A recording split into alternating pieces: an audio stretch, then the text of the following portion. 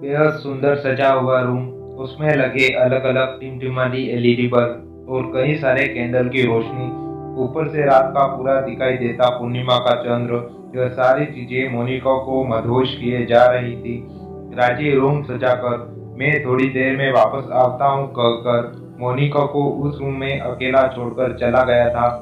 मोनिका जो राजीव से इतना प्यार करती थी कि उसके लिए उसके एक बार कहने से ही अपना घर छोड़कर उसके साथ आ गई, इस बात का उसको कोई अफसोस नहीं था।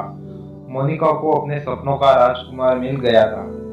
इन दोनों ने भागकर शादी कर ली थी और आज उनके मिलन की रात थी। मोनिका बड़ी बेसब्री से प्रेमी का इंतजार कर रही थी।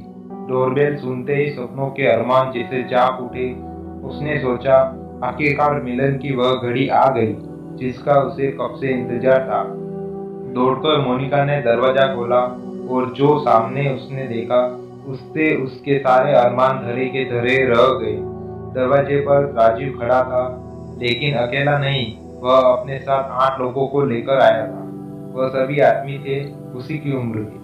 उन्हें देखकर मोनिका ने राजीव की तरफ सवालिया नजरों से देखा, जैसे पूछ रही हो यह क्या मजाक है। राजीव मोनिका की ओर बढ़ा और उसने अपने आलिंगन में भर लिया और बोला, डरो मत मेरी जान, ये सब मेरे ही आदमी हैं। राजीव सबको रूम के अंदर लेकर गया। मोनिका सबको पानी देने गई, तब सब उसको छेड़ने लगे, जिसका वह विरोध करने लगी और उसे देखकर बहुत आश्चर्य हुआ कि राजीव कुछ भी नहीं बोल रहा था। उसका दिल तब टूट कर चूर हो गया था जब राजीव ने कहा कि जो सबसे ज्यादा दाम लगाएगा मोनिका के साथ वही आज रात बिताएगा। मोनिका को अब समझ में आया था कि राजीव उसके साथ जिंदगी बिताने के लिए नहीं, बल्कि उसे बेचकर उसकी इज्जत मिट्टी में मिलाने के लिए यहाँ लेकर आया था। मोनिका को अब काफी पछतावा हो रहा था। उसे यह सोचकर और ज्यादा रोना आ रहा था कि काश उसने अपने बाबा की बात मान ली होती, जो पहले से इस प्यार के खिलाफ थे। वे उसे काफी समझाते आ रहे थे कि उन्हें राजीव अच्छा लड़का नहीं नजर आता है, लेकिन मोनिका ने उसकी एक न सुनी थी। राजीव के पैसों की बात पर उसके साथ आए लोगों ने बंदूक निकालकर उसी पर निशाना लगा दिया और बोले, पैसे तो नहीं, लेकिन मोनिका के बदले तुझे मौत जरूर देंगे। राजीव ऊपर से नीचे तक कांप गया था और वहीं पर पत्थर की मूर्त भी एक खड़ा रहा। सभी लोग मोनिका की ओर बढ़े, उसका दामन दाकर करने के लिए। मोनिका सोच रही थी कि उसके साथ कुछ भी गलत हो, इससे अच्छा उसको मौत आ जाए।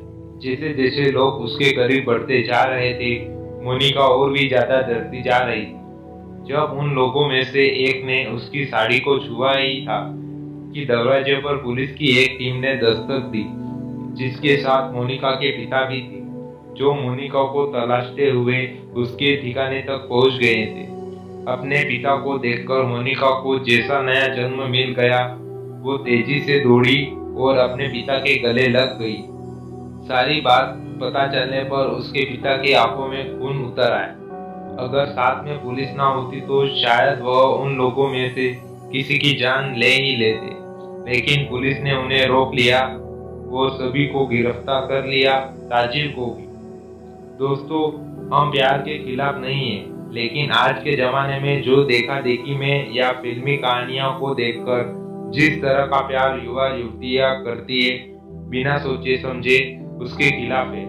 अपने माता पिता और परिवार को दुखी कर कोई भी प्यार कभी सफल हो ही नहीं सकता, और बिना एक दूसरे को अच्छे तरह जाने, एक दूसरे का नेचर पहचाने, और जो प्यार होता है वह प्यार नहीं, महज आकर्षक होता है और कुछ नहीं। आशा करता हूँ यह कहानी आपको अच्छी लगी हो तो वीडियो को लाइक करें और चैनल पर नए हो तो चैनल को सब्सक्राइब करें। इस कहानी के बारे में आपकी क्या राय है कमेंट करके जरूर बताएं। Thank you.